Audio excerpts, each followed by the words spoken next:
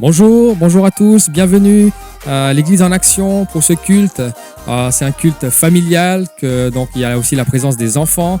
Donc j'espère que vous êtes là les enfants et que vous êtes prêts. Donc il y aura d'abord un moment de louange, un chant que vous allez pouvoir chanter de chez vous. Et puis on va vous proposer une histoire tirée de la Bible pour vous enseigner ce que dit la Bible. Voilà, j'espère que tu es bien installé, tu peux même te lever et danser et chanter avec tes parents. Let's go!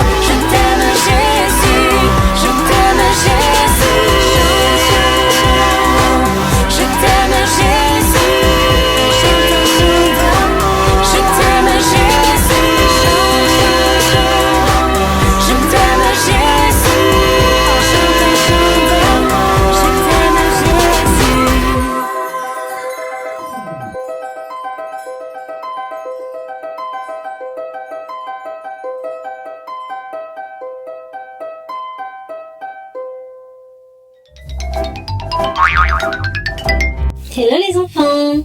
Bonjour à tous. Bonjour cher ami. Hello Baxi. Oui, c'est vrai. Toi au moins tu es mon ami. C'est pas le cas de tout le monde, tu sais. Mais pourquoi tu dis ça? À l'école, on a tous été punis. Rémi a lancé le ballon et ça a cassé la fenêtre du bureau de la directrice. Comme personne ne s'est dénoncé, alors on est tous punis. C'est pas juste. Et as-tu dit à la directrice que c'était Rémi? Non, c'est à lui de dire la vérité. Pas simple de garder le silence quand on n'a rien fait de mal. Ce matin, on continue de suivre ce que vit Joseph. Tu te souviens qu'il a été vendu par ses frères qui voulaient se débarrasser de lui? C'est vraiment pas juste. Ils l'ont vendu à des marchands égyptiens, comme un esclave. Écoute un peu.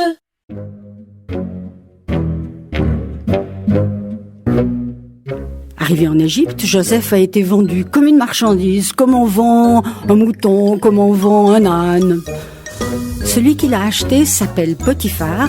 C'était un personnage super important qui travaillait pour le pharaon. Il a emmené Joseph dans sa maison. Et depuis que Joseph est rentré dans sa maison, toutes ses affaires ont commencé à s'améliorer. Pourquoi? Malgré tout, Dieu était avec Joseph. Il s'est occupé du jardin, les plantes ont poussé mieux, il s'est occupé de la maison. Il était tellement doué que Potiphar a dit « Oh chic, j'ai quelqu'un qui s'occupe de mes affaires, j'ai plus rien à faire ». La seule chose dont il s'occupait, Potiphar, c'était de bien manger. Et la maison de Potiphar est devenue de plus en plus importante grâce à Joseph, mais grâce à Dieu surtout. Potiphar avait une femme, comment est-ce qu'on pourrait dire? elle avait l'œil sur Joseph. Elle le trouvait beau, mignon, sympathique. Elle aurait bien voulu un peu plus de Joseph. Elle aurait peut-être voulu que Joseph l'aime. Alors elle l'appelait « Joseph, Joseph, viens te mettre vers moi !» Mais Joseph disait non. « Joseph, s'il te plaît, reste avec moi !» Mais Joseph n'était pas d'accord. Alors elle s'est fait de plus en plus insistante. « Joseph, s'il te plaît, reste avec moi !» Alors Joseph lui a dit « Écoute, je ne vais pas pécher contre Dieu. Je ne vais pas faire quelque chose de mal avec toi. Je ne suis pas d'accord. » Alors elle l'a attrapé par son vêtement et il est parti en courant. La femme de Potiphar, ça l'a mise en colère. Elle a appelé tous les serviteurs en disant « Regardez cet esclave, ce qu'il a fait. Il a voulu venir chez moi, il a voulu venir dans mon lit. Et puis, comme j'ai crié, il est parti à toute vitesse. » Et tout le monde l'a cru. Et quand Potiphar est rentré, elle lui a répété les mêmes mensonges. Et qu'est-ce qu'il a fait, Potiphar? Eh ben, il était fou furieux après Joseph. Alors il l'a attrapé et il l'a jeté en prison, dans la prison du roi. Et là, encore une grande question. Il est où, Dieu? Pourquoi est-ce qu'il n'a pas protégé Joseph? Pourquoi il n'a pas fait taire la femme de Potiphar? Et pourtant, Dieu était dans la prison avec Joseph. Et comme chez Potiphar, tout ce qu'il faisait lui réussissait. Alors, le chef des prisonniers lui a donné de plus en plus de travail, il lui a fait commander les autres prisonniers, et Joseph, à l'intérieur de sa prison, est devenu quelqu'un de très important. Il y est resté longtemps. Et voilà qu'un jour, la porte s'est ouverte, et sont arrivés 2 prisonniers très très importants. L'un était boulanger, et l'autre était le serviteur du roi qui lui servait son vin dans une coupe en or. Pourquoi est-ce qu'ils étaient là? Le pharaon s'était fâché avec eux et il les avait jetés en prison. Et Joseph s'est occupé d'eux comme des autres prisonniers. Un matin, ils rentrent dans leur cellule et il les voit tristes, déprimés. Qu'est-ce qu'il y a qui ne va pas? Alors tous les 2 lui disent « Écoute, on a fait un rêve, on comprend rien, on ne sait pas ce que ça veut dire. » Alors Joseph dit « Écoutez, les rêves, c'est Dieu qui les explique.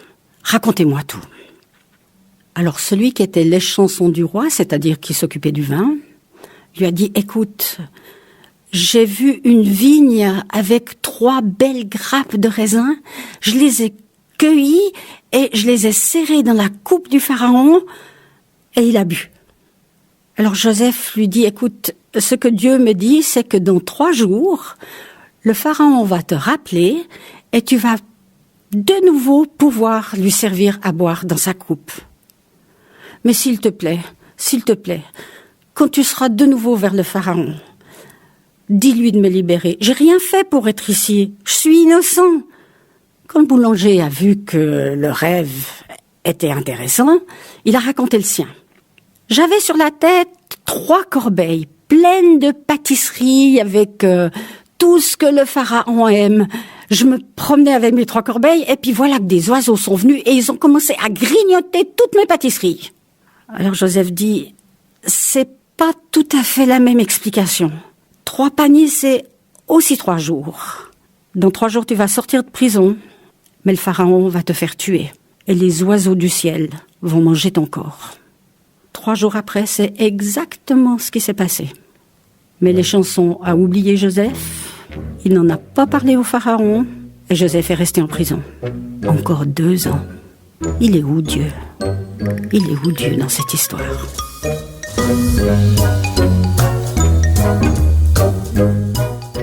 Quelle histoire! Joseph était le fils préféré de son père. Le voilà, vendu comme un esclave. Lui, le chouchou, épargné du travail des champs, gâté par son papa. Il doit maintenant exécuter les moindres désirs de son maître Potiphar, que cela lui plaise ou non. Potiphar s'aperçoit bientôt que Joseph est différent des autres.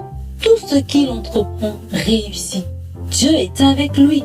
Potiphar lui confie alors la responsabilité de sa maison et de tout ce qu'il possède. Mais voilà, la femme de Potiphar devient amoureuse de Joseph. Joseph essaie de s'éloigner d'elle, mais cette femme se retourne contre lui et l'accuse faussement. Joseph est resté fidèle à Dieu et n'a rien fait de mal. Mais il est quand même jeté en prison. Joseph voit la honte et le déshonneur tomber sur lui. C'est encore pire que l'esclavage. Encore une fois, Joseph subit une terrible injustice. Joseph ne comprend pas ce qui se passe, mais il ne devient pas pour autant méchant. Il ne se révolte pas contre Dieu. Il fait confiance à Dieu pour sa vie. Dieu va se servir du bon comportement de Joseph dans cette situation injuste. Et oui, le chef de la prison observe Joseph. Joseph n'est pas rempli de colère. Il ne cherche pas à se venger et à crier partout qu'il n'a rien fait de mal.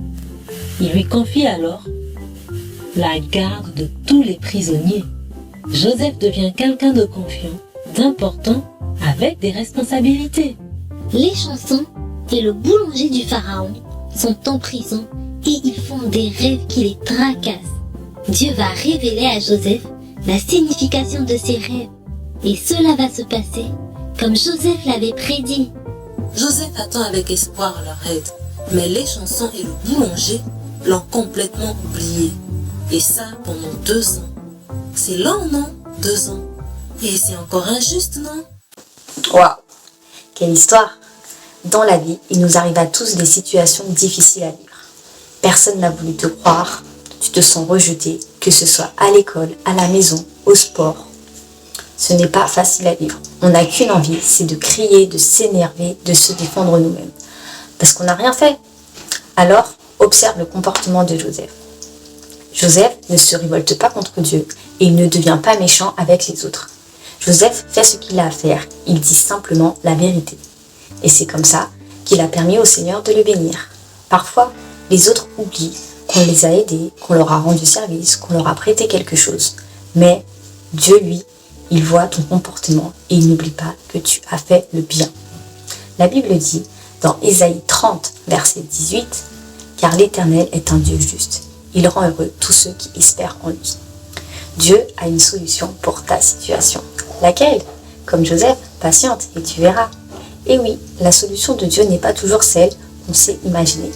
Alors, je t'invite à prier avec moi. On ferme les yeux? Seigneur, je ne veux pas me décourager et je veux toujours continuer à croire en toi. Seigneur, je te demande vraiment de faire en sorte que dans toutes les situations, je puisse t'honorer et continuer à être patient. Amen.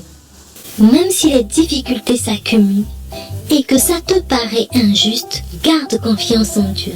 Continue à te comporter d'une façon qui l'honore et il pourra agir.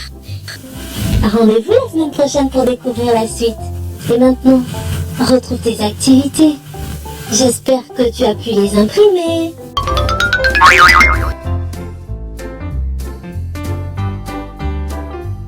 À chaque saison, tu renouvelles tes promesses envers moi. Qui peut s'opposer à ta volonté? Qui peut t'arrêter lorsque je suis là découragé? Dieu, tu es tout pour moi. Désormais je veux persévérer, car tu es avec moi. Oui, tu es avec moi. Ton amour m'environne, il est plus haut. Il résonne dans mon âme tel un écho. Ton amour m'environne, il est plus haut. Il résonne dans mon âme tel un écho. Écho en mon âme. Oh, oh, oh, oh. Oh, oh, oh. Écho en mon âme. Oh, oh, oh. Oh, oh, oh. Lorsque je suis là découragé, Dieu, tu es tout pour moi. Désormais je veux persévérer, car tu es avec moi. Oui, tu es avec moi.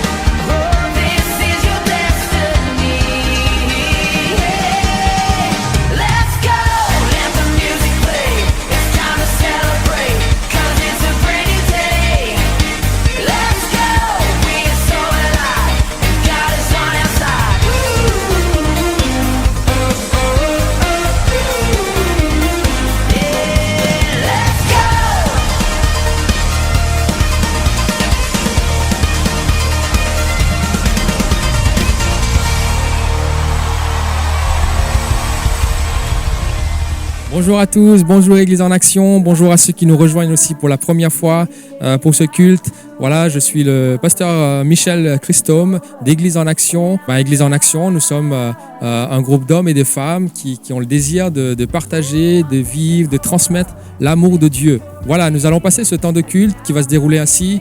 Il y aura un moment de chant, de louange, de prière et aussi un moment de Sainte Seine. Ceux qui ont l'habitude de participer à la Sainte Seine, préparez chez vous le pain, le vin. Et puis nous aurons un temps de message. On va écouter la parole de Dieu qui va nous être apportée par le pasteur Sosten. Et puis restez jusqu'à la fin parce que nous avons après ça un temps d'approfondissement de la parole. On va aller plus loin par un temps d'interview pour comprendre un peu mieux ce que nous avons écouté. Voilà, aussi n'hésitez pas à liker, à partager, à vous abonner à la chaîne pour que ce message soit diffusé à un plus grand nombre et que un plus grand nombre soit béni par cela. Bon culte à vous.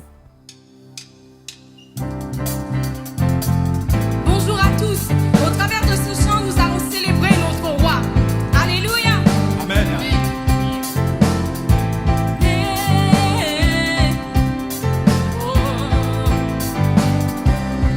Je me réjouis dans le nom du Seigneur. Je me confie dans le nom du Seigneur.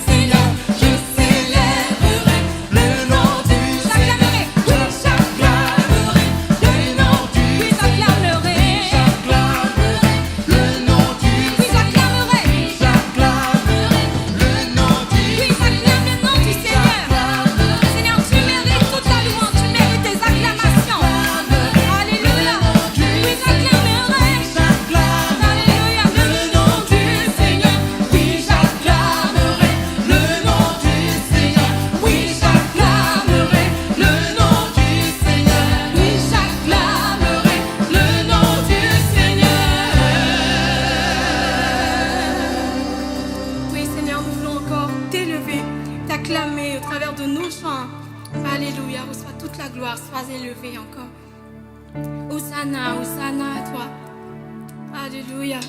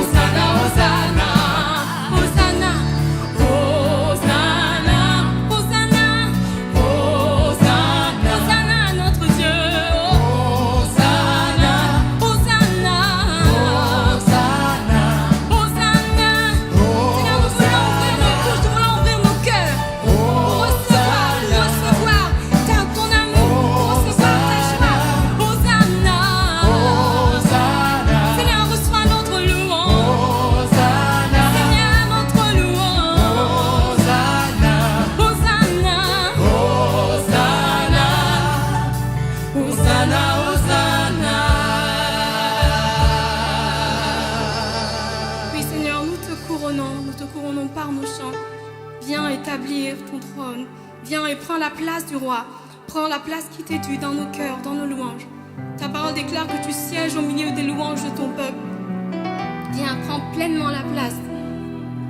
Nous nous abandonnons et nous te laissons prendre la place qui t'est due. Alléluia.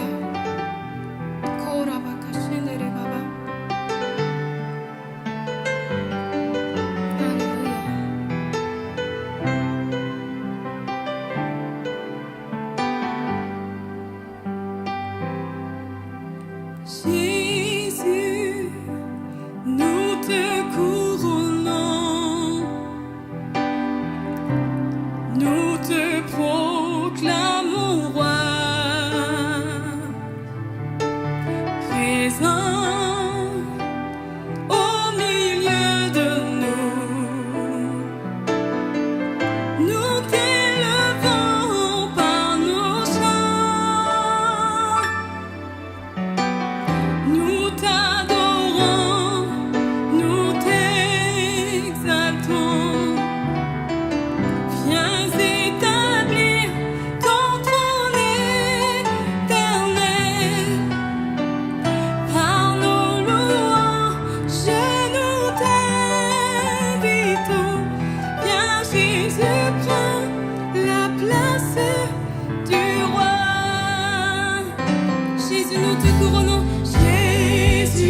Nous te couronnons. Oui, nous te proclamons roi de nos vies, roi en ce lieu. Nous te proclamons roi. Oui, nous savons que tu es présent au milieu de nous. Au milieu de nous. Nous t'élevons par nos chants. Nous t'adorons, nous t'exaltons. Viens établir ton trône éternel.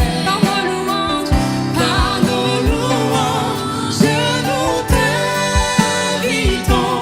Viens Jésus, prends la place du roi.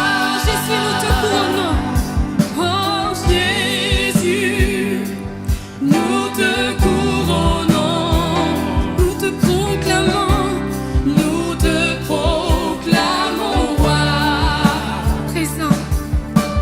Présent au milieu de nous. Nous t'élevons par nos chants. Nous t'exaltons, nous t'adorons. Nous t'exaltons, nous t'adorons. Nous t'exaltons, nous t'adorons. Nous t'exaltons, nous t'élevons, nous t'exaltons, nous t'adorons, nous t'exaltons.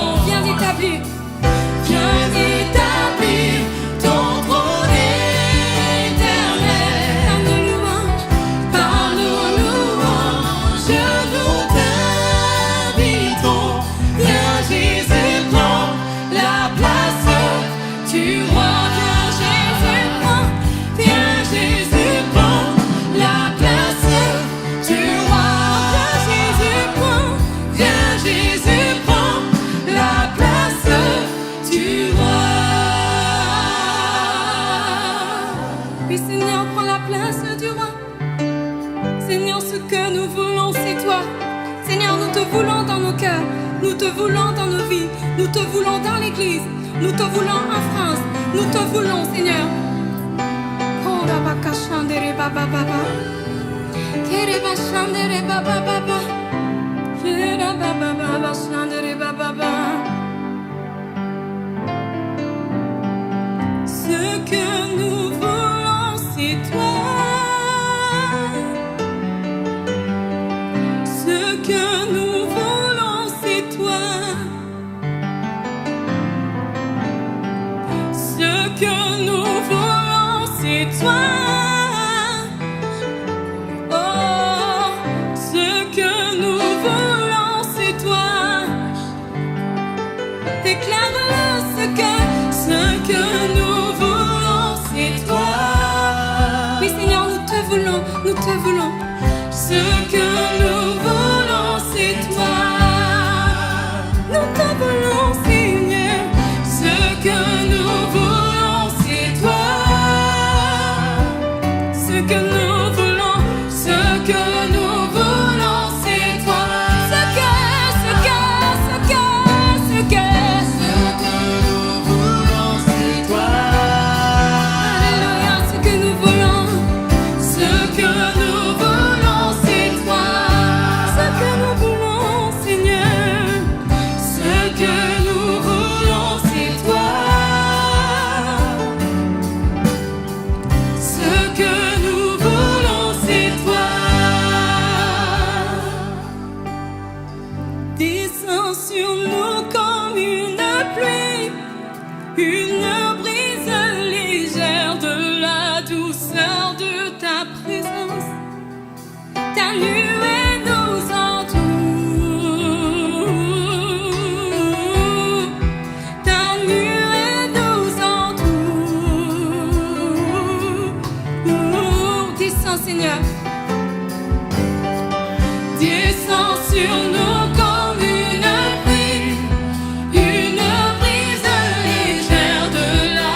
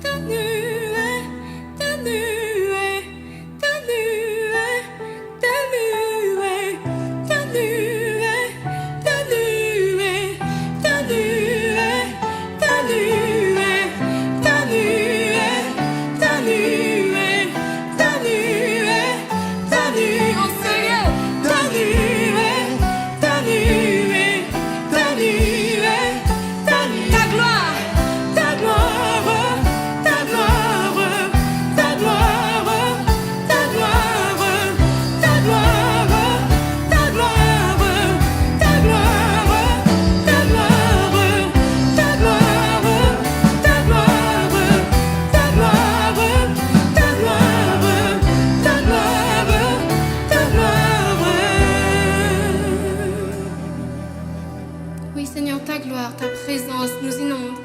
Ta gloire nous entoure. Oh, Rabakashedere. Ta présence nous fait du bien. Ta présence nous rassure. Ta présence est le ciel pour nous. Ta présence est précieuse pour nous. Nous voulons encore le déclarer au travers de ce chant. Ta présence, c'est le ciel pour nous. Ta présence est précieuse. Qui sur terre est comme toi, Seigneur? Amour, beauté, infinie valeur. Ici rien ne peut me satisfaire. Jésus, ton amour me désaltère. Ta présence, c'est le ciel pour moi. Ta présence est précieuse pour moi. Ta présence, elle est précieuse, pour moi. Trésor de mon âme,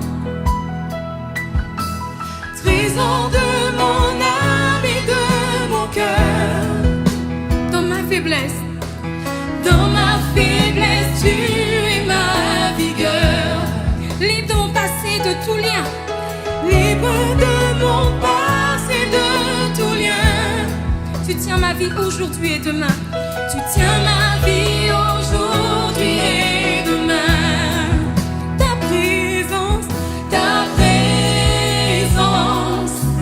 c'est le ciel pour moi. Oui, Seigneur, ta présence, oh, ta présence, c'est le ciel pour moi.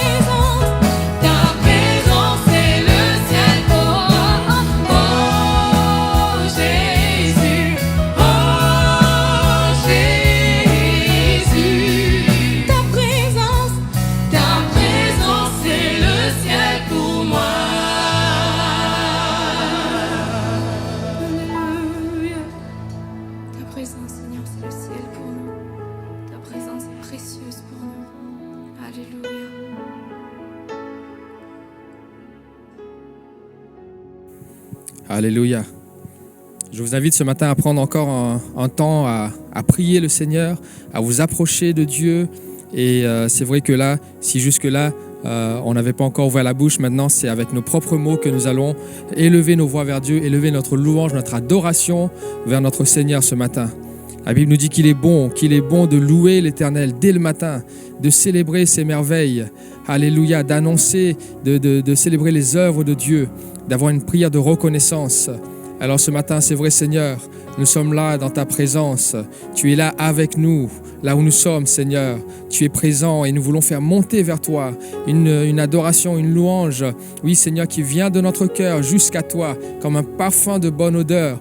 Oui Seigneur mon Dieu, que tu prennes plaisir, oui Seigneur, dans la louange de chacun de nous ce matin, dans ce lieu où nous sommes, que ton nom soit glorifié, que ton nom soit béni. Alléluia, je vous encourage là où vous êtes, élevez vos voix, peut-être en famille, élevez vos voix, faites monter avec vos propres mots ce temps de louange devant Dieu. Alléluia. Oui Seigneur, parce que tu es bon, parce que tu es fidèle, parce que tu es juste. Alléluia, merci Dieu, merci Seigneur. Écoute Seigneur ces voix qui montent vers toi, écoute ces cœurs qui montent vers toi ce matin. Alléluia, merci Jésus. Oui Seigneur, même les enfants, Seigneur, tu as tiré de la bouche des enfants des louanges. Alors ce matin, tu entends même les cœurs des enfants qui montent vers toi. Oui, Seigneur mon Dieu, que tu bénisses ces familles. Merci Seigneur, nous sommes reconnaissants envers toi pour tout ce que tu es.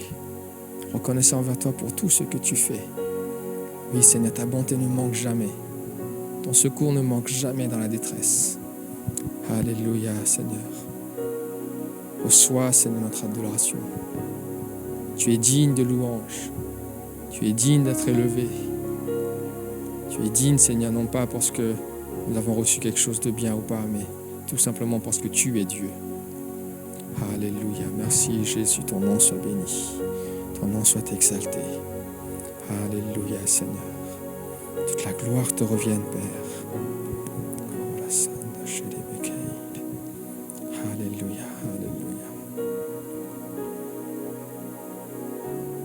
Merci Jésus.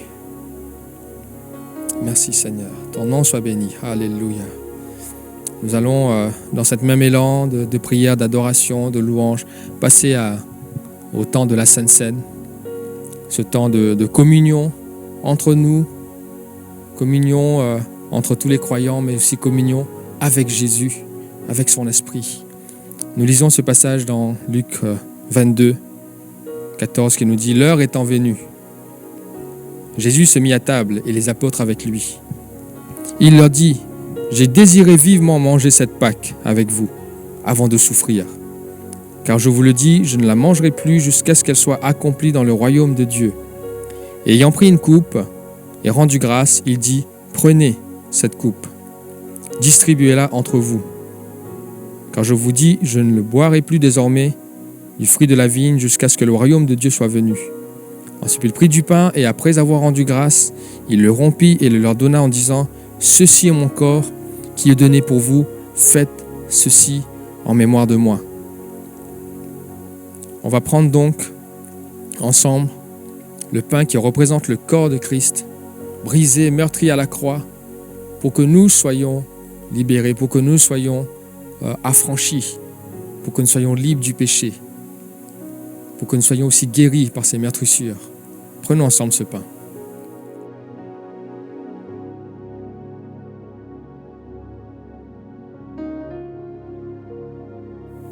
Il prit de même la coupe.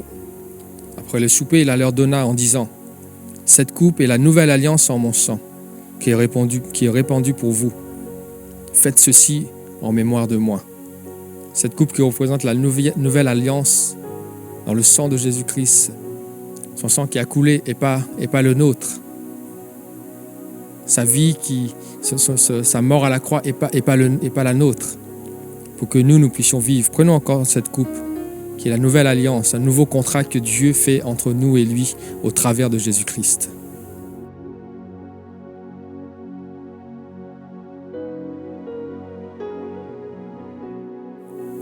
Merci Seigneur, merci pour ton sacrifice à la croix. Merci pour ta mort qui nous donne la vie. Merci Seigneur mon Dieu pour l'espérance que nous avons en toi. Que tu es là et que tu reviens bientôt Seigneur. Ton nom soit béni, ton nom soit loué.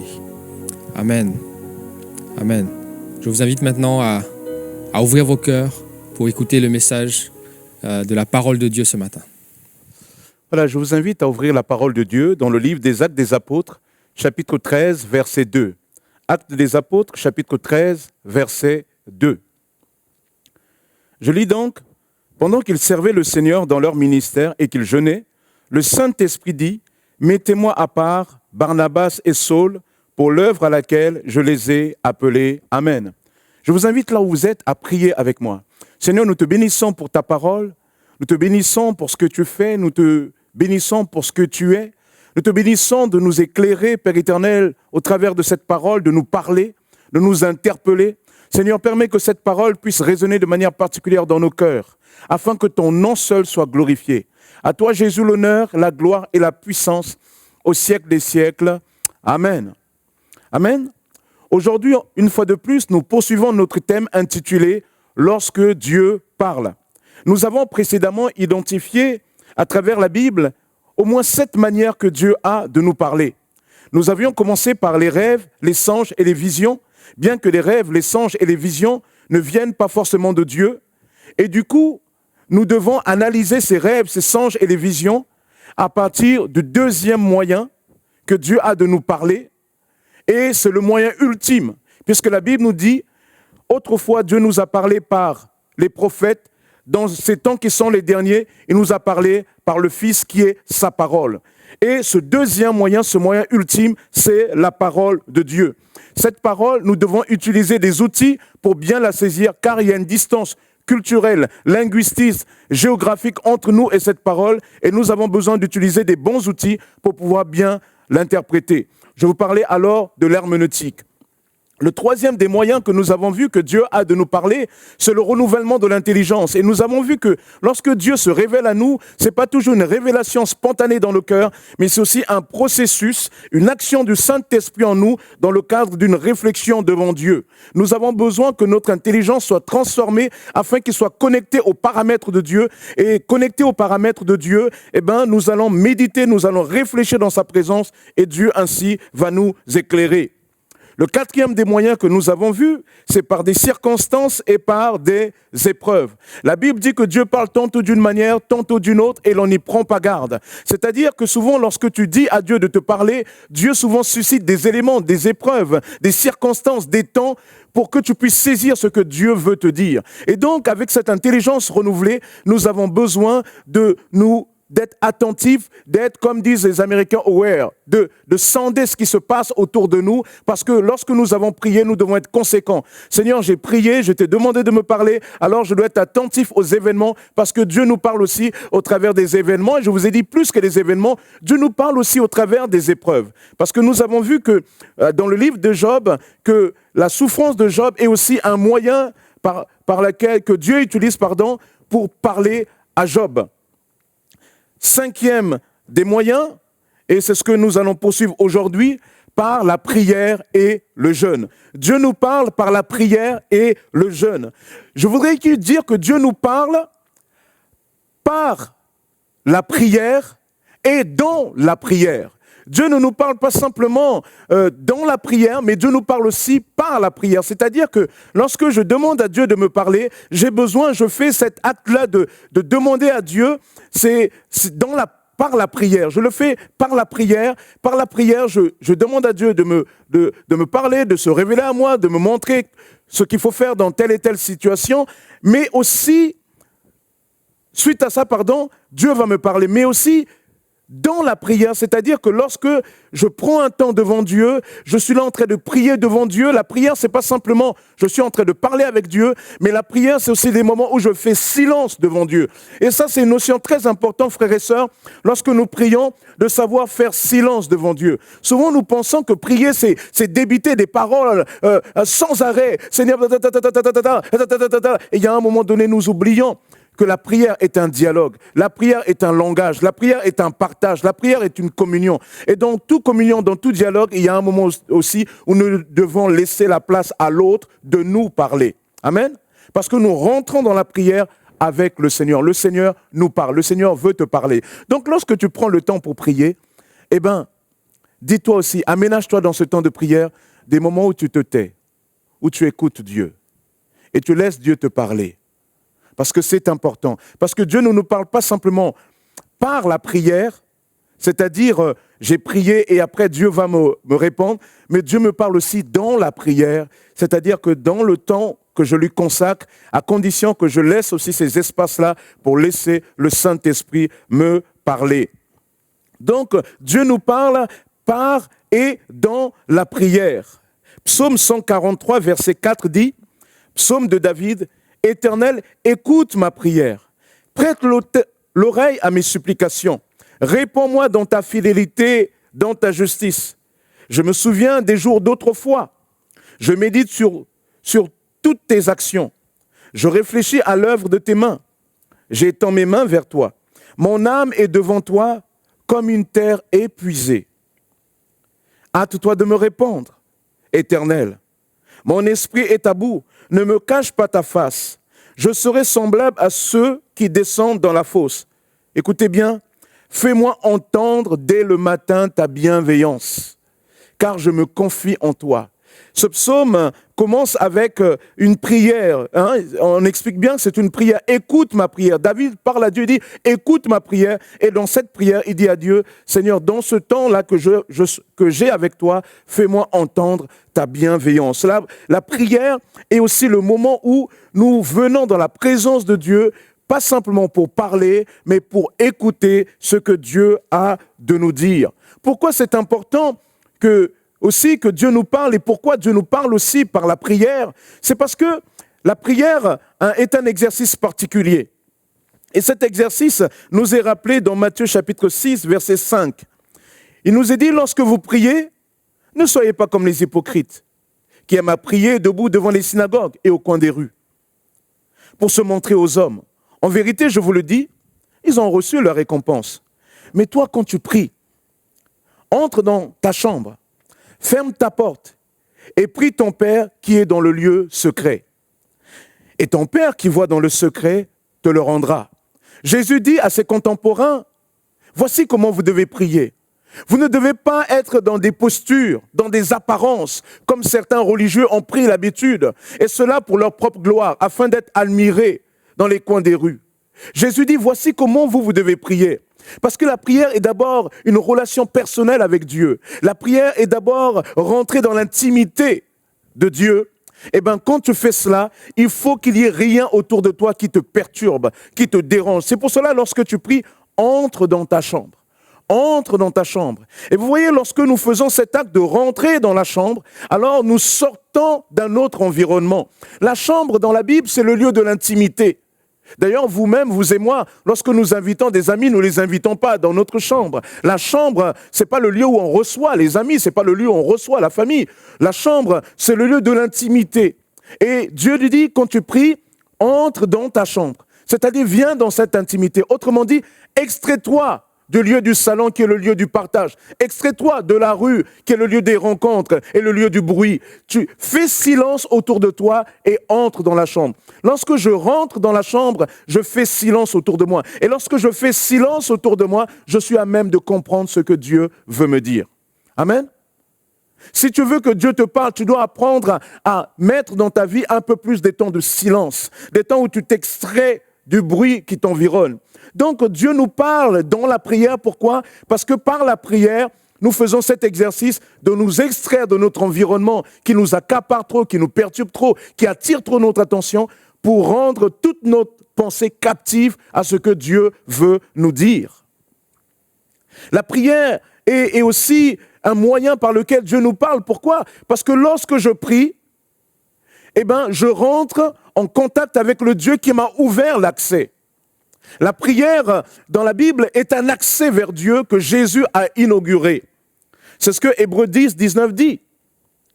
Ainsi donc, frères, nous avons l'assurance d'un libre accès au sanctuaire par le sang de Jésus. Ici, le sanctuaire, c'est le sanctuaire de Dieu. C'est la présence de Dieu.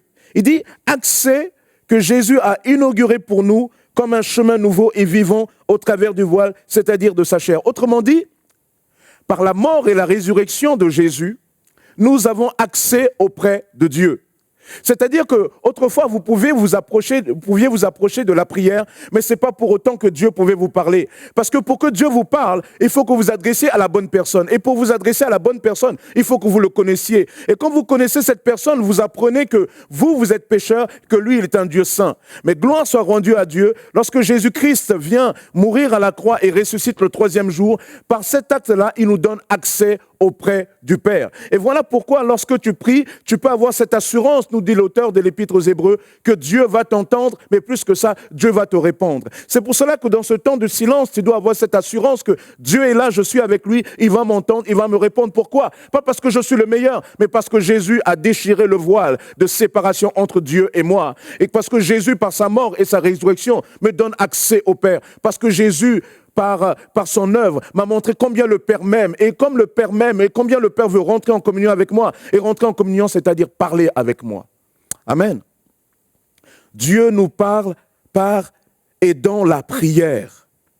La prière est vraiment une de ces choses importantes. C'est la condition pour que Dieu nous entende. La condition, c'est Jésus. Jésus est mort à la croix. Par sa mort, sa résurrection, Dieu peut à nouveau nous entendre. Plus que ça, Dieu peut rentrer en dialogue avec nous. Amen. Les autres fois, je vous parlais de ce mur de séparation qui a vraiment besoin d'être brisé. Voilà pourquoi certaines personnes n'entendent pas la voix de Dieu, parce qu'ils ne comprennent pas qu'il y a une séparation entre eux et Dieu. Et cette séparation, on peut la faire tomber qu'en regardant à Jésus et en rentrant dans une posture de repentance. La repentance, c'est dire, Seigneur, j'ai péché contre toi, je t'ai mis de côté, je t'ai mis en périphérie de ma vie, je ne me suis jamais préoccupé de toi, et pourtant là, j'ai besoin que tu m'aides. Alors Seigneur, pardonne-moi mes péchés, aide-moi, révèle-toi à moi. Lorsqu'on est dans cette attitude, alors on est à même d'entendre Dieu nous parler. Amen. Jésus lui-même utilisait la prière pour entendre la voix de Dieu. À plusieurs reprises, le texte biblique nous montre que Jésus se retirait de l'environnement, Jésus se retirait de trop de sollicitations pour être connecté au Père. Oh, c'est merveilleux lorsque Jésus priait. Regardez dans l'évangile de Jean au chapitre 17, comment il prie le Père. Waouh, c'est génial. Frères et sœurs, c'est une grâce que Dieu nous accorde dans ce chapitre 17 de Jean. Parce que nous avons là le dialogue entre le Père et le Fils. Et j'aime, regardez comment ils parlent ensemble. Il dit, Père, moi je sais que tu m'exauces toujours. Moi je sais, tu m'as confié telle mission. Je sais que tu es avec moi. Je sais que tu m'aimes. Je sais que tu es là, tu vas me glorifier, etc. Il y a une assurance, il y a une tranquillité. Oh, la prière de Jésus avec le Père doit nous inspirer. Amen. Et Jésus avait cette habitude de prier. Et Jésus, il nous est dit, notamment dans Luc chapitre 6, alors qu'il est au début de son ministère, il doit faire le choix de ses disciples. Le texte biblique nous dit, Luc 6, 12, en ce temps-là, Jésus se rendit à la montagne. Vous voyez, la montagne, il s'extrait pour prier. Et il passa toute la nuit dans la prière à Dieu. Il passa toute la nuit dans la prière à Dieu. Ça montre ici aussi la dimension de la persévérance, mais je vais venir tout à l'heure. Il passa toute la nuit dans la prière à Dieu. Quand le jour parut, il appela ses disciples et en choisit 12. Avant de choisir ses disciples, Jésus a besoin d'être connecté au Père, d'entendre les directives du Père pour pouvoir choisir les bonnes personnes. Les personnes qui vont rentrer dans les choses que Dieu a prévues déjà d'avance. Amen. Alors vous allez me dire, mais pasteur, il y a des fois je prie et j'ai l'impression de ne rien entendre. Je l'ai dit tout à l'heure, un des éléments qui est important, c'est aussi la persévérance. Amen. Lorsque tu pries et que tu sais que Dieu t'aime, prie calmement, persévère. Parce que, je le dis, lorsque nous cherchons Dieu, nous avons besoin de comprendre que la prière, c'est pas juste dire comme la prière du repas. Vous savez, comme souvent nos enfants peuvent prier, ou même nous-mêmes, quand nous pouvons prier à certains moments, il faut aussi l'avouer que même les adultes sont souvent pas loin de ça. Lorsque on n'a pas mangé depuis très longtemps, qu'on a très faim, que le ventre gargouille et que le repas, l'odeur monte au nez là, on demande, il y a des gens à qui on dit non, je ne vais pas lui demander de prier parce que lui, c'est trop lent. Je ne parle pas de cette manière de prier-là. Je parle de cette manière de prier qui est aussi de la persévérance, qui est aussi de rester. Il nous est dit que Jésus, après avoir prié toute la nuit, il pria Dieu toute la nuit. Tu dois persévérer. La voix de Dieu aussi est dans la persévérance. Dans le livre de Daniel, au chapitre 10, il nous est dit que Daniel est dans la prière et dans le jeûne. Et parce qu'il va persévérer pendant 3 semaines, eh bien, Dieu va venir se révéler à lui. Amen. Donc, tu dois aussi persévérer. Et d'ailleurs, ce qui est intéressant, lorsque Daniel, l'ange vient parler à Daniel, il lui dit, tu sais Daniel, dès que tu as commencé à prier, Dieu t'avait entendu et Dieu m'avait envoyé vers toi. Mais dans le monde invisible, il y a eu un combat. Et il y avait une résistance. Les autorités invisibles qui dominent ce royaume de Perse ne voulaient pas que la parole de Dieu pénètre ce territoire. Mais l'archange Michaël, le chef des anges, l'un des chefs des anges, est venu à mon secours. Pourquoi ? Pour que je puisse t'apporter cette parole. Donc, Daniel, dans le jeûne et la prière, a persévéré et la parole de Dieu a pu arriver jusqu'à lui. Amen. Dieu nous parle aussi au travers de la prière persévérante. Alors mon frère, ma soeur, ne te décourage pas, mais persévère dans la prière. Amen. J'ai parlé tout à l'heure du jeûne, pourquoi ? Parce que c'est vrai que la Bible nous parle de la prière, mais la Bible nous parle aussi du jeûne. Le jeûne, c'est très important. On a souvent un peu moins l'habitude, souvent de le pratiquer pour certains ou d'en parler, mais le jeûne est important dans la vie du croyant. Le jeûne est important parce que le jeûne, par le jeûne, nous disons au Seigneur, Seigneur, ta voix aujourd'hui m'est plus important que la nourriture, le manger et le boire. Parce que ma priorité à cet instant, Seigneur, c'est que toi, tu me parles. Par le jeûne, la Bible nous enseigne que nous venons là toquer à la porte de la grâce de Dieu. Parce que le jeûne n'est pas une grève de la faim. Le jeûne n'est pas quelque chose de mortifère où on est là, où on se flagelle et on dit, Seigneur, voilà, où on se comme quelqu'un qui menace de se taillader les veines. Seigneur, tu ne m'exauces pas, alors je ne vais pas manger, je vais mourir. Non, le jeûne, ce n'est pas ça. Le jeûne, c'est une demande de la grâce. C'est une prière où on demande la grâce de Dieu. Où on dit, Seigneur, tu vois, telle chose me dépasse, mais j'ai vraiment besoin de toi. Seigneur, j'en appelle à ta grâce. C'est ainsi que le roi de Ninive, lorsqu'on lui annonce que son territoire risque d'être détruit s'il ne se repent pas, il proclame un jeûne qui touche même les animaux et il dit cette parole, « Qui sait si l'Éternel ne reviendra pas ?» Voyez, Esdras aussi, avant de retourner, après un temps de captivité, avant de retourner à Jérusalem avec le peuple, il va passer un temps de jeûne avec cette chose aussi de dire, qui sait ? Vous voyez, le jeûne, ce n'est pas un moment où on vient forcer Dieu, mais le jeûne vient quelque part renforcer notre prière et de dire, Seigneur, voilà à quel point ce que nous attendons de toi est importante. Ta parole vaut mieux que le manger et le boire. Ici, il y a une résonance avec la parole de Jésus qui dit « L'homme ne vivra pas de pain seulement, mais de toute parole qui sort de la bouche de Dieu. » À ce moment-là, par le jeûne, nous disons « Seigneur, le manger est important, le boire est important, le vêtement est important, mais Seigneur, le plus important là, c'est que toi tu parles parce que c'est ça qui nous nourrit réellement. » Amen. Donc, c'est une notion importante. Dieu nous parle par la prière. Dans le livre des Actes, au chapitre 13, verset 1, il y avait dans l'église qui était à Antioche des prophètes et des docteurs. Barnabas, Siméon, appelé Niger, Lucius et Cyrène, Manaën, qui avait été élevé avec Hérode le tétrarque, et Saul. Pendant qu'ils célébraient le culte du Seigneur et qu'ils jeûnaient, le Saint-Esprit dit, « Mettez-moi à part Barnabas et Saul pour l'œuvre à laquelle je les ai appelés. » Mettez-moi à part Barnabas et Saul pour l'œuvre à laquelle je les ai appelés. Après avoir jeûné et prié, ils leur imposèrent les mains et les laissèrent partir. Voilà comment démarre le ministère de Paul, dans un temps de prière et dans un temps de jeûne. Il nous est dit dans cette église d'Antioche, ces dirigeants, ces prophètes, ces ministères, ces docteurs qui sont là, ils sont là dans un temps de prière où ils cherchent la pensée de Dieu. Ils cherchent à être connectés avec Dieu.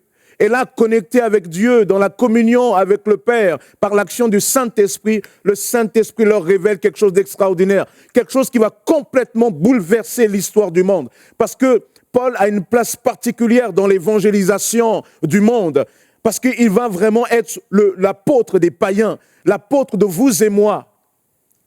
À ce moment-là, l'appel de cet homme démarre par ce groupe qui est en train de prier.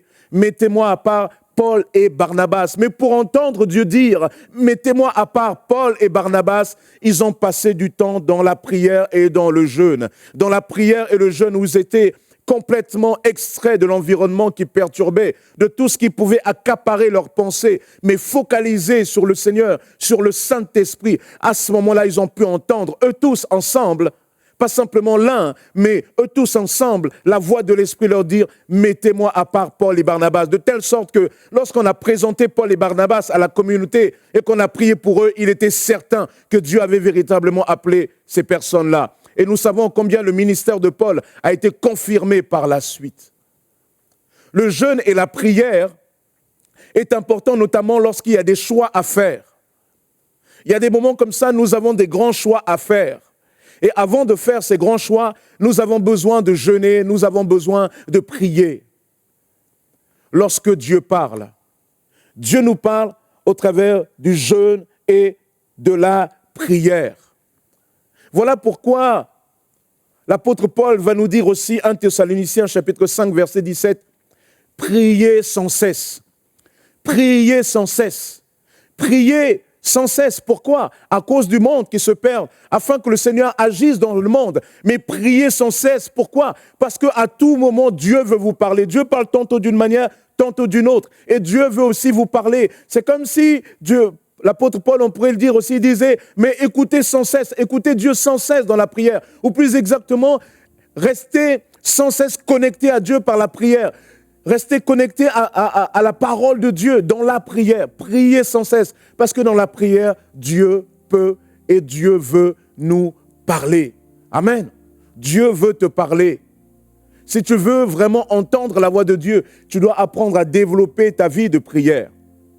En général, l'expérience a montré que ceux qui passent beaucoup de temps dans la prière, ceux qui persévèrent dans la prière, ont souvent plus, développent vraiment une sensibilité à la voix de l'Esprit. Parce que dans la prière, le Saint-Esprit t'enseigne aussi à écouter, à entendre. Le Saint-Esprit te forme. Lorsque Dieu parle, oui, il est vrai, par des rêves, des songes, des visions, par sa parole. Dieu nous parle par les circonstances. La Bible nous enseigne cela, que Dieu nous parle aussi par le renouvellement de l'intelligence. Mais Dieu nous parle aussi dans la prière et par la prière. C'est pour cela que la prière est un élément important dans la vie du croyant. C'est pour cela que tu dois apprendre à persévérer dans la prière. C'est pour cela que tu dois apprendre à développer ta relation avec Dieu. Et je le dis encore, dans la prière qui permet à Dieu de nous parler, c'est la prière aussi qui intègre dans sa pratique des temps de silence. Des temps où j'ai prié le Seigneur, j'ai médité la parole, alors je marque aussi un temps de silence plus ou moins lent pour laisser aussi le Seigneur m'interpeller. Amen. Et cela est très important. Nous sommes dans un temps bien particulier. Et de ce temps bien particulier, nous voulons avec l'ensemble de l'équipe pastorale vraiment avoir des moments de prière. Frères et sœurs, toi qui es peut-être angoissé par cet environnement-là, souvent anxiogène, tu as besoin de prier. Tu as besoin de te connecter avec Dieu. Amen. Tu as besoin de véritablement laisser le Saint-Esprit te parler. Et donc, nous allons avec l'Église ensemble, pas simplement vous individuellement, mais nous voulons avoir des temps de prière. Sachez que le 1er décembre, mardi 1er décembre, le soir, nous allons avoir un grand temps de prière qui nous sera conduit par le pasteur Jackie. Nous allons véritablement prendre le temps, pas simplement de prier individuellement, mais être ensemble dans la prière. Et nous voulons que chaque mois, il y ait un grand événement de prière, parce que nous avons besoin de prier ensemble. Frères et sœurs, prions les uns pour les autres. Prions ensemble. Amen. Là où 2 ou 3 sont unis en mon nom, Jésus est au milieu d'eux. Et nous sommes en train d'apprendre que Jésus est au milieu de nous aussi par le lien aussi du digital. Parce que lorsque nous sommes là à écouter la voix des prédicateurs qui sont là en train d'annoncer la parole de Dieu, que nous nous connecterons, lorsque nous nous connecterons dans la prière, et nous pouvons être sûrs que le Seigneur est là parce qu'il voit l'Église rassemblée. Mardi 1er décembre, réserve cette date pour que tu puisses te joindre à nous dans ce temps de prière. Dans les temps à venir, nous donnerons les modalités de cela. Mais nous avons besoin de prier. Et nous avons aussi besoin, au travers de ce temps de prière, que Dieu nous parle. Parce que lorsque nous prions, et je termine avec cela, lorsque l'Église est en train de prier, l'Église est rassemblée, Dieu parle aussi au travers des dons spirituels. Au milieu de la prière, Dieu suscite des dons spirituels. Et au travers des dons spirituels, Dieu nous communique sa pensée. Voilà pourquoi on ne peut pas complètement faire ne pas avoir besoin de la prière de l'Église. Parce que la prière de l'Église, c'est un lieu favorable à entendre Dieu nous parler par l'action du Saint-Esprit au travers notamment des dons spirituels. Amen. Alors, ne fais pas l'économie de ce temps que nous sommes en train de préparer, mais joins-toi à nous. Amen. Que Dieu te bénisse, que Dieu te fortifie. Lorsque Dieu parle aussi au travers de la prière et par le jeûne. Alors développe ces choses-là encore, dans ce temps-là, parce que Dieu veut te parler. Je vous invite à prier avec moi. Seigneur, nous te bénissons, Père éternel, pour ta grâce. Nous te bénissons pour l'action de ton Esprit Saint. Tu es notre Dieu et tu règnes. Nul n'est semblable à toi. Seigneur, tu nous parles aussi au travers de la prière, et par la prière, nous voulons avoir des temps de silence. Nous voulons entendre ta voix. Tu parles tantôt d'une manière, et nous avons vu une de ces belles manières que tu as de nous parler, lorsque nous sommes connectés à toi par la prière et aussi par le jeûne. Que ton nom soit béni, Seigneur. À toi, Jésus, l'honneur, la gloire et la puissance, au siècle des siècles. Et là où nous sommes, vous et moi, nous disons ensemble, Amen. Amen. Que Dieu vous bénisse. Voilà, ce message nous a beaucoup bénis. Nous allons maintenant passer dans un temps d'approfondissement. On va poser quelques questions au pasteur Sosten, comprendre un peu mieux le message, qui était déjà très clair. Hein. Bonjour Sosten. Bonjour Michel, ça va? Ça va bien et toi? Ça va très bien. Pas trop dur le confinement? La famille? J'ai pas trop beaucoup le temps d'être confiné en ce moment. C'est vrai, je suis très à l'extérieur, malheureusement, souvent avec des décès, des inhumations. Voilà, mais bon, le Seigneur est là et ça va. D'accord. Et ce matin, tu nous as parlé sur la prière, la prière et le jeûne, que c'est une des façons par lesquelles Dieu nous parle par la prière et dans la prière.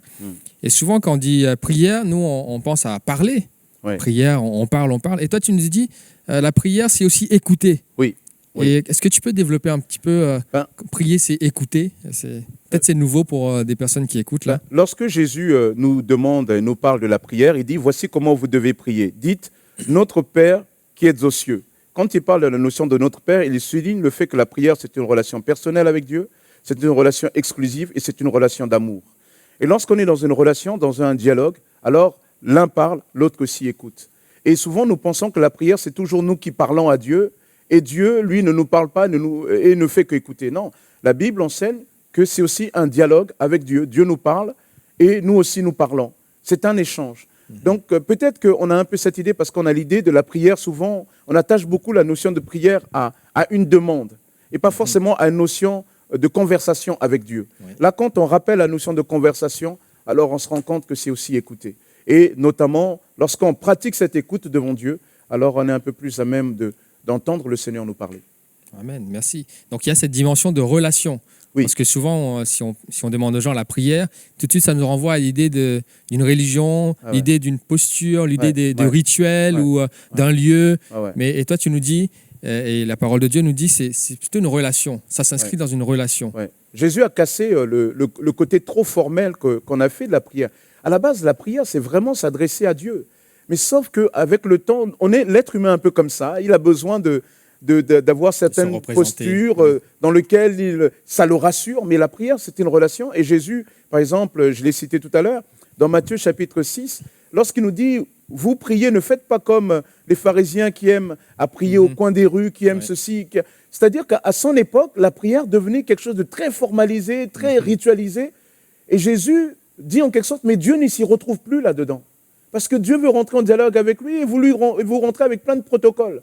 Et à la fin des protocoles, et quand il veut vous parler, c'est déjà fini vos protocoles, mais lui, il veut parler. Ouais. Et Jésus est en train de lui dire, non, quand tu pries, allez, rentre dans ta chambre. Voici le seul principe. Rentre dans ta chambre, trouve un lieu d'intimité et parle à ton Père. Parle avec foi, et ton Père qui est dans le lieu secret, il dit, il t'entendra. Donc la prière, Jésus a cassé un peu ce côté trop rituel. Donc c'est beaucoup plus simple qu'on Prier, le c'est croit, parler. en fait. Prier, c'est... C'est parler. Toi et moi, nous avons été créés à l'image de Dieu. Tu es un être humain, je suis un être humain. Dieu nous a créés à son image, nous sommes des personnes. Et le propre de personne, c'est rentrer en communion. Et Dieu, qui nous a créés ainsi, veut qu'on rentre en communion, qu'on lui parle. Et on va dire, oui, mais Dieu, quand même, il est Dieu, on ne peut pas lui parler n'importe comment. Oui, nous avons raison. Mais le pas n'importe comment, c'est d'abord le fait qu'on ne peut pas s'approcher de Dieu et espérer qu'il réponde à nos prières si on ne comprend pas que nous sommes pécheurs, que lui, il est saint, et que Jésus-Christ a résolu cette barrière du péché, l'a abattu. Et à partir de là, maintenant, une fois que ça s'est résolu, parlons-lui avec nos propres mots. Oui. En disant, ouais, Père, je viens du travail, ah, Seigneur, là, je suis vraiment fatigué, je ne sais pas comment faire là, dis-moi. Et parlez simplement. Pourquoi on n'arriverait pas à parler simplement? Pourquoi Dieu ne pourrait pas nous entendre parler simplement? Parlons simplement. Prière, c'est parler simplement. Voilà. Et justement, et le centre de ton message, c'est lorsque Dieu parle, et tu dis que Dieu répond. Oui. Donc on lui parle, il nous répond. Comment Dieu répond? Je pense que, vous avez vu, hein, j'ai parlé de où Dieu nous parle par la prière, c'est-à-dire je prie, je demande au Seigneur de me parler et je prie, et souvent la réponse de Dieu me vient après. Dans les temps, les circonstances, comme je l'ai dit, au travers de la méditation, de la parole, etc. Mais Dieu peut aussi me parler dans la prière. C'est-à-dire que, pas avant, mais pendant, et je suis là en train de prier, souvent ça peut être une pensée, comme quelque chose qui s'impose à moi, parce que je suis en train de prier et je marque ce temps de silence. Et il y a comme quelque chose, une pensée là, et cette pensée s'impose à moi comme vraiment, sans doute, une parole que Dieu est en train de me dire.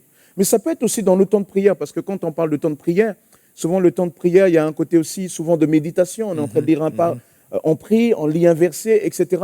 Souvent, on est en train de prier et dans ce temps-là de prière, et à un moment donné, on marque une pause pour revenir à la parole et on ouvre à nouveau cette parole. Tiens, on ne sait pas, par un concours de circonstances, tiens, il y a un verset qui saute à nos yeux.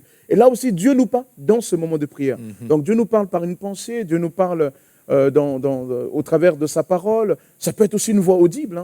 Moi, j'ai entendu des gens, et nous avons des exemples dans la Bible, ils sont en train de prier et Dieu leur dit. Dieu leur dit de manière audible. On a des gens comme ça. Moi, même de notre temps, je connais des gens à qui Dieu a parlé comme ça. Moi, je me souviens une fois, alors ce n'était pas dans un temps de prière, c'est une fois j'ai failli me faire écraser, j'ai vraiment entendu la voix de Dieu me parler, comme quelque chose de fort qui me dit, regarde ce que tu es en train de faire. Et au moment où je réalise, je me retire, une voiture passe là et voilà. Je n'avais pas de doute à ce moment-là. Dieu répond. Ouais. Amen. Et puis, toujours dans la prière, et un verset de la Bible qui dit « Priez sans cesse ». Oui, 1 Thessaloniciens 5. Comment est-ce possible? Comment on peut prier sans cesse? Oui, c'est vrai. C'est vrai, hein, quand on se dit prier sans cesse, on se dit, mais ça veut dire quoi? Ça veut dire, est-ce que, par exemple, là aussi, si on est dans le rituel, Dieu nous dit prier sans cesse, sauf que toi, par exemple, tu vas au travail, tu prends ta voiture, tu as besoin de regarder la route. Ouais. Si prier sans cesse c'était que tu fermes les yeux, et je pense qu'on aurait des vrais problèmes. Non. Prier sans cesse, c'est tout simplement, en toutes circonstances, s'approcher de Dieu, lui remettre nos situations, ne pas s'aventurer tout seul dans des choses où on a vraiment besoin de sa grâce, croire qu'il est là, croire qu'il nous tient. Prier sans cesse aussi, c'est d'une certaine manière s'entretenir, même quand tout va bien, de maintenir cette flamme de la prière allumée, parce qu'au travers de cette flamme de la prière allumée, Dieu peut aussi venir nous interpeller. Lorsque dans Acte 13, les apôtres, les ministères d'Antioche sont en train de prier, ils prient peut-être pas forcément par rapport à un besoin particulier, mais c'est au milieu de cette prière-là, parce qu'ils avaient cette habitude de prière, eh bien, le Saint-Esprit vient, il s'invite et il interpelle la communauté des responsables et leur dit « Mettez-moi à part Paul et Barnabas ». Donc, prier sans cesse, c'est persévérer dans la prière, mais c'est aussi prier avec l'Église, prier sans cesse aussi avec les autres.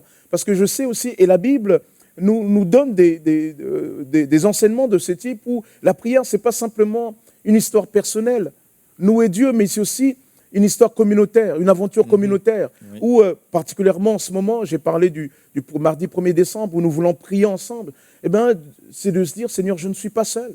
Moi, je trouve que ça fait du bien. Il y a des fois, je ne sais pas pour toi, il y a des fois, on n'a pas toujours le moral, même en tant que pasteur, bien parce sûr. que c'est dur. Oui. On a supporté, on a entendu, par exemple, des décès, etc. Malheureusement, mercredi et jeudi, j'ai eu à faire 2 inhumations, 2 fois de suite. Que je vous rassure, ce n'est pas des personnes d'Argenteuil, mais c'est des proches. Et là, vous avez tout ça dans la tête et vous n'avez pas toujours la force. Et voici que vous vous joignez aux frères et sœurs, ils sont en train de prier. Et il y a une prière comme ça qui sort de tout ça. Waouh, ça vous fortifie, ça vous encourage. Vous sentez aussi le Seigneur, au travers de cette prière, dire, mais je suis là. Donc, prier sans cesse, c'est aussi ça. C'est aussi une manière de dire que le monde autour de nous a sans cesse besoin de nos prières.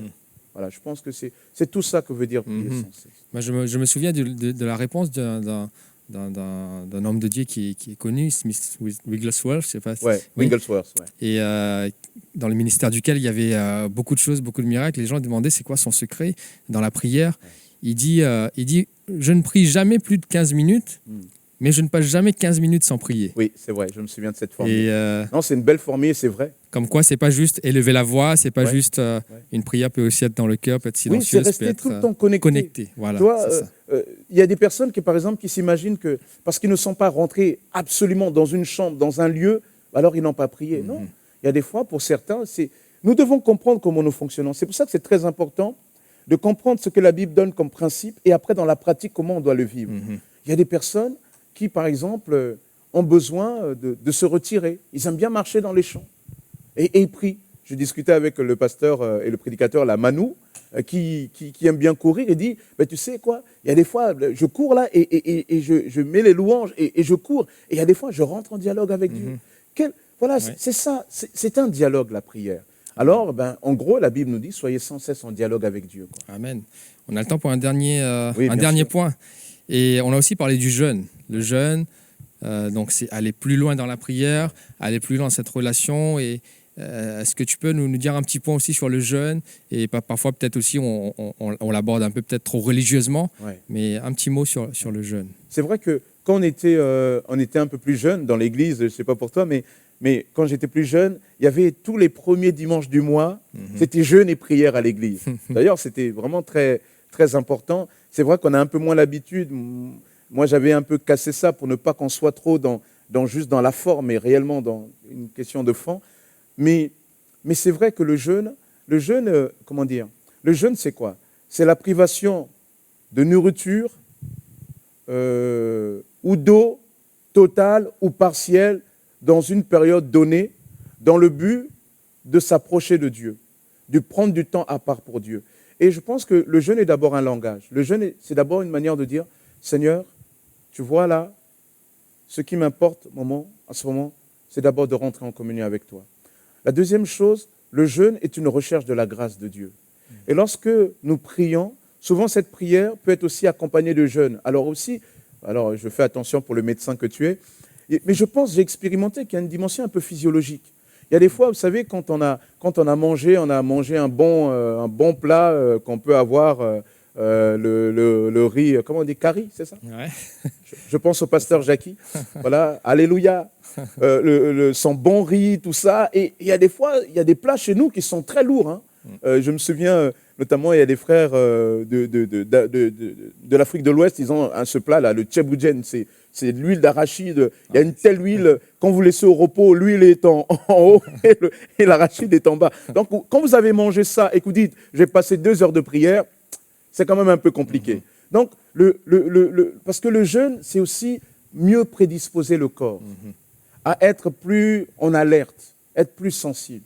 Moi, je sais que souvent, pour l'avoir pratiqué plus d'une fois, c'est que souvent dans le jeûne, quand on met la nourriture de côté, on sent aussi le corps dans une meilleure disposition. Elle est comme un peu plus réveillée. Hein. Et je pense que c'est quelque chose qui est d'une extrême importance de comprendre ces choses-là. Et là encore, quand on parle du jeûne, on doit être très prudent. Hein. Le jeûne, c'est pas forcer la main de Dieu, donc ce n'est pas une grève de la faim. C'est pas un chantage. C'est pas un chantage C'est pas à une Dieu. grève. C'est vraiment une recherche de la grâce de Dieu, mais en ayant foi en la grâce de Dieu. Hein. Je cherche la grâce de Dieu, mais j'ai foi en sa grâce. Et parce que sinon, on va commencer à croire que malheureusement, il y a des chrétiens qui ont pas très bien compris certains prédicateurs qui ont souvent enseigné de manière déséquilibrée là-dessus et on a souvent eu des drames. Donc ce n'est pas, faut pas se mettre en danger du point de vue santé. C'est pas du tout ça. Donc c'est très très important. C'est important de bien comprendre cela. Oui, oui. Et merci à Sosten. Donc on donne rendez-vous à toute l'Église, à tous ceux qui nous regardent, le mardi 1er décembre. 1er décembre. Ouais. Pour un temps de prière ensemble, communautaire, en communion, qui tous sera ensemble. conduit par le pasteur Jackie, qui a vraiment reçu du Seigneur. On a partagé, lui et moi, il a vraiment reçu du Seigneur une parole pour ce temps de prière. Et je suis très heureux pour l'Église de pouvoir vivre ce moment avec eux. Très bien, merci. Rendez-vous donc au 1er décembre. Que Dieu vous bénisse. Amen. Et à bientôt. Voilà, merci Pasteur Sosten pour ce message sur l'importance de la prière et le jeûne pour entendre la voix de Dieu. J'espère que ce message vous a fait du bien et qu'il va vous être utile dans votre vie chrétienne. Et si vous voulez aller plus loin, et justement, on a dans la semaine des temps de prière qu'on appelle les Let's Pray, les mercredis et les vendredis matins à 7h30. Connectez-vous à ce moment-là et on passe un temps dans la prière. Il y a aussi le partage biblique, l'étude biblique, exhortation, partage autour de la parole de Dieu qui se passe le mardi soir à 19h30. Et bien sûr, on se retrouve chaque dimanche à 10h pour le culte. Voilà, si vous voulez maintenant participer d'une façon ou d'une autre dans l'œuvre de Dieu et soutenir l'Église en action, vous pouvez le faire au travers des dons, au travers des offrandes, de vos dîmes. Voilà, vous avez des liens en dessous de la vidéo. Vous avez aussi le site de l'Église. Voilà, et vous pouvez aussi nous contacter si vous voulez aussi servir et participer dans la vie de l'Église. Contactez un des responsables. Vous avez les réseaux sociaux, vous avez le site. Nous sommes là à votre écoute. Nous vous attendons. Que Dieu vous bénisse. À bientôt.